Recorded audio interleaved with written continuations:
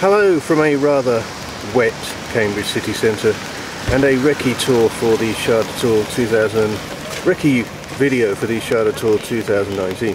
I lift this umbrella, you will see behind me the Maypole pub there, and that's where we shall gather at the start of the tour. So let's move on to the tour itself. So now we move on to the start of the tour proper. I'll move the umbrella again. This behind me is Portugal Street, where I'll give a little opening speech, and this is a sort of key location for the chase through the streets of Cambridge in Shada. So as we head down Portugal Street, hidden behind that tree in front of me is St John's College Chapel. Oh god, you can even hear the puddles. Normally do one of these recce videos in the summer, but the tour has had to move to the autumn this year to mark the 40th anniversary. But, this street has also been a filming location for an episode of Lovejoy. One day I will actually work out which episode that is and rewatch it. So as we reach the end of Portugal Street and Portugal Place, on the right hand side we'll pass the parish church of St Clement. Gorgeous little church, and hopefully the weather will be better for the tour itself. And just across the road here you get a much better view of St John's College Chapel. Well, if you'll forgive the traffic noise because we are in the heart of the city centre now. This is the Cambridge Round Church, and over to the right there is Hardy's Sweet Shop if anyone needs a bit of refreshment. And at this point the tour will turn right and head that way. Well, this building I'm stood level with here, which looks a bit sort of church-like, is the original home of Cambridge University Library, which has now moved to West Road near where I work in the afternoon. Just over these railings to my left is Cambridge Art and Craft Market. This will be active during the tour if people want to pop in and have a look round. There is a guy in there who sells rubber stamps, and he does rubber stamps of things like TARDISes and Gallifreyan logos and that. Well, as you can see from the sign, this is Trinity College. It's closed to visitors today. There is Henry VIII. And we'll talk about more about him during the tour itself. This is how posh Cambridge is getting now. We have our very own branch of the Ivy, which in London is a well-known restaurant in terms of being very expensive and full of celebrities. Well, you can now hear the bells of Great St Mary's Church. Over there, hidden behind a tree currently, is King's College Chapel. Here is the Senate House, and here is Gonville and Quays College, which was the college of the late Sir Stephen Hawking, but now we're heading in that direction towards the river. Now with the Senate House behind me here, a little fact you can know about the Senate House is that was one of the venues of the general election debates in 2017. You know, the one where Theresa May said, "I'm not going to show up to a debate," and she sent Amber Rudd instead. Well, I said we were coming to the river, and as the tour reaches Garrett Hostel Lane here, the river is that way. That's what we're doing the Shada tour in term time for a change. There are all the posters up for student productions. Manon Lever is the Lobster, and there's an unexpected item in the bagging area. As the tour now will reach the river, as in front of us here, to give it its proper name, is Garrett Hostel Lane Bridge. Or, for purposes of the tour, the Bridge of Skagra, because there is the key confrontation scene on this bridge between the Doctor and Skagra, where partway through the chase scene, while the Doctor still at this point has possession of the book. So let's just get up onto the bridge.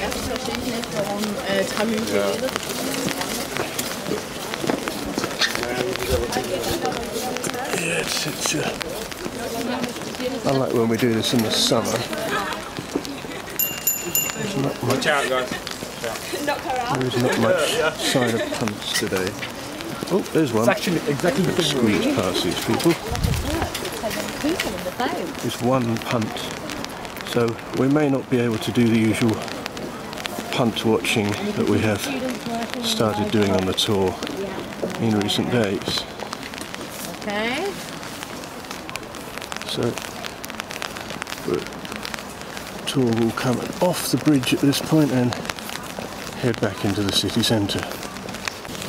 And there is quite a lovely, if I avoid these cyclists, quite a lovely view here as you head back down Garrett Hostel Lane.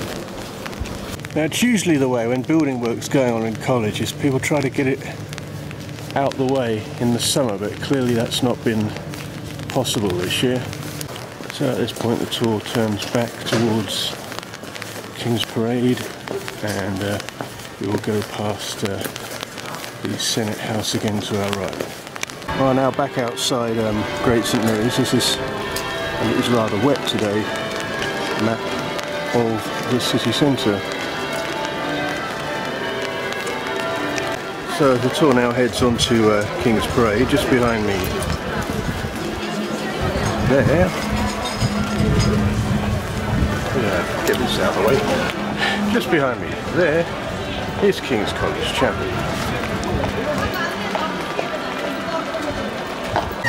Well, once you're on King's Parade, you're in what I would term tourist central, so you get all the shops selling the various amounts of Cambridge memorabilia. Well, the tour will take a slight detour off King's Parade at this point to head down here St Edward's Passage, where there is the rather interestingly curious haunted bookshop. Being bad weather, they've had to put all the normal books that are outside wrapped up in plastic today, but even in the window I can see an interesting Tintin book. I've stood to one side of King's College Chapel, and the main entrance to King's College is over there. And in King's College has hosted the Antiques Roadshow a few years ago. Being a bit October, things are a bit less busy around here than they normally are with tourists. Of course there's still going to be people blocking the way from this distance, but obviously rather strange designed grasshopper clock. Which hopefully we'll get a better look at on the day of the tour itself. Lots of umbrellas here, we'll do a shot here today. Blue plaque here marking Alan Turing's connection with Cambridge. Just down you will see a rather strange looking rubbish bin. I wonder why it's all covered up. Well, the reason is, this is the rubbish bin that a particular busker performs in. Well, across the road there, where that group of people are gathered, is the entrance to St Catherine's College, which way back in the early 1990s was where I first attended a Doctor Who fan group, the rather oddly named CUDWAS, Cambridge University Doctor Who and Television Society, which is an odd group of people to be in, because I've never been a student, and it was sort of hanging out with a bunch of students. Very well. This big and rather impressive building over here That was originally Cambridge University Press, and it's now mostly a sort of conference centre. As you can hear the sound of a group of children to one side of me. Until this point we'll head down Silver Street and make a bit of a diversion back towards the river that way. Now, I cycle down this road 5 days a week between jobs, and it always surprises me when this scaffolding has not been taken away, because it has literally been here for years on end now. Well, it's become level with the scaffolding now. Just to one side of it is the mathematical bridge. And again, as I say, if this was the height of the summer, the river would be quite busy with punts, but there's nothing to show you, just autumnal trees today. On the other side of the road, over there, are Scudamores punts. And so this may be the spot to keep an eye out for punt watching, because even in this autumnal weather, the punts are still busy, and this is where you'll see people starting their tours and getting onto them. So as I come back level with these red phone boxes, there's something interesting to point out. This one has still got a phone in, and it's still working and takes coins and cards. Pay phones, yeah, they were a thing, weren't they? And as we step over to this one, there's a sign inside. BT no longer owns this kiosk. The telephone equipment has been removed, and the kiosk is now owned and maintained by the local authorities. The students have put this sign up. The traditional red kiosk, or coal, plays a significant part in our national heritage. The local community have chosen to retain this kiosk, thereby ensure it can be enjoyed by a generation to come. The kiosk is the property of the local community, who are now responsible for the upkeep and maintenance. In the event of a problem, please contact the local council directly.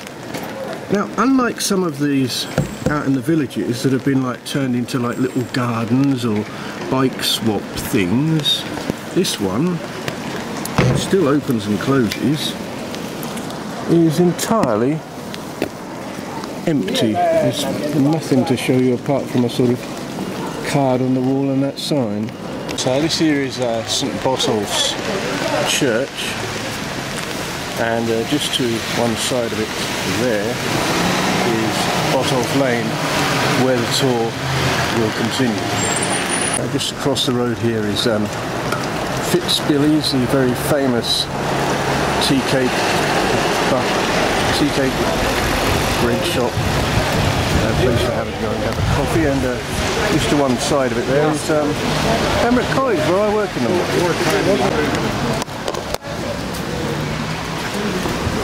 Ahmed, Patrick and I are going to grab a bun, and we'll meet you at the hotel, and we'll be down when we need to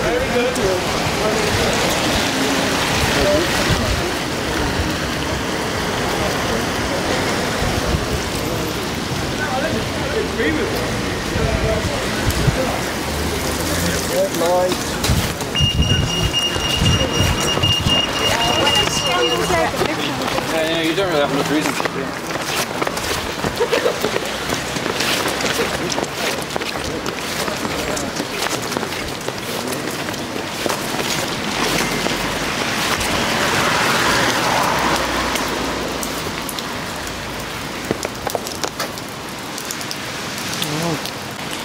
So this is Botolph Lane, famously used in terms of Shada for part of that chase scene. In fact, we're heading back towards the beginning of that chase scene now. But earlier this year, this was all sealed off at both ends at lunchtime, because the ITV drama Grantchester was filming down here. I couldn't see much, it was very hush-hush what was going on. But in the series to air next year, there will be from what I can tell, a silver vintage car of some kind will appear somewhere down here. Traffic makes this area quite noisy, but this is another view of Pembroke College. So at this point the tour reaches Downing Street. No, that's not the one in London, that's the one in Cambridge. Now I'm stood right in front of an additional feature of the tour, but I'll leave that as a surprise until the tour itself.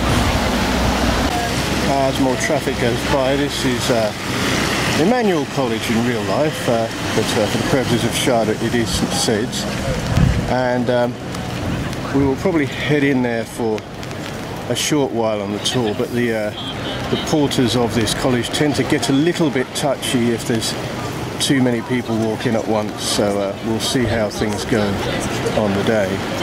So it's at this point the tour begins what I would term the loop round, as we start to head back to the final Shada related location. So this here is St Andrew the Great Church at the entrance to the Lion Yard shopping centre. So this, which has all been restored recently, is the very colourful entranceway to Christ College. And it's incredible how bright the colours are on it now. Ooh, there you go, a little peek at the courtyard. So this was originally Foster's Bank. It doesn't take much zooming out to see the distinctive black horse, and that is now a Lloyd's Bank. It does have a quite spectacular clock tower. So another blue plaque, this one commemorating that Charles Darwin lived in a house on this site in 1828. But these days it's Boots the chemist. Now this church is Holy Trinity Church, where my mum and dad met. They were both in the choir here way back in, I think it was the 1960s. So this here is Waterstone's bookshop, where many years ago I met Tom Baker and got his autograph on the book and audio book of his autobiography. So as we come back level now with the round church, we're shortly reaching the last port of call of the tour. So as we come level now with the Mitre pub here on the right and the Baron and Beef on the left, this is the penultimate stop, and just about to cross road and get to the final stop on the tour. So this is the alleyway between the Mitre on my right and the Baron of Beef on my left, and I'm now walking towards what is the final stop on the tour, which, well, basically, if you can see that blue bin and that bit of stones, that is your final stop on the tour, because that just there is the TARDIS landing site. Now hopefully we'll be able to stand there briefly, but it is private property owned by this restaurant, the Curry King, over there on the right. So there ends the Recce.